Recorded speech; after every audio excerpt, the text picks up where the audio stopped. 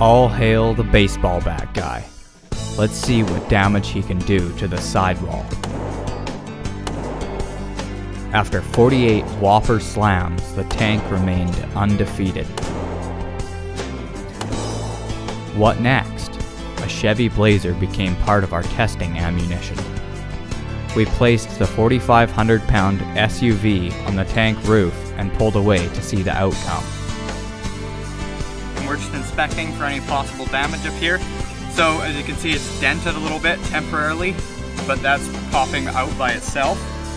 And we've searched around, there's no actual cracks anywhere, so the tank is still in complete working order. While that was kind of cool, it still just wasn't enough. It's time to step it up a notch.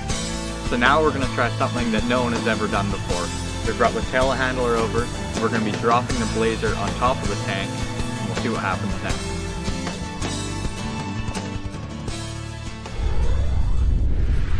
Caution. Everyone back off. The Blazer was lifted up to 35 feet in the air before sliding off to meet the tank head on.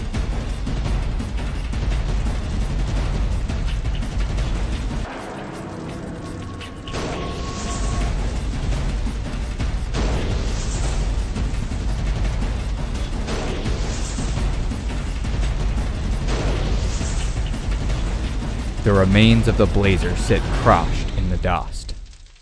Oh wow, that was an amazing test. There's stuff absolutely everywhere, and the tank looks a little bit out of shape.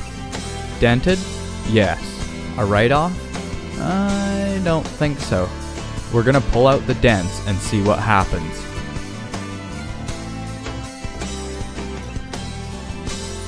So we managed to pull the dents out of the top of the tank, but as you can see, there's still a few dents that we need to take care of here.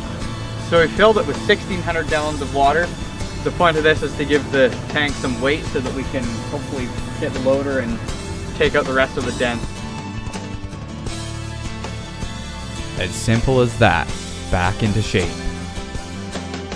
So we filled the tank up the rest of the way, so it's got just over 3,000 gallons of water in it.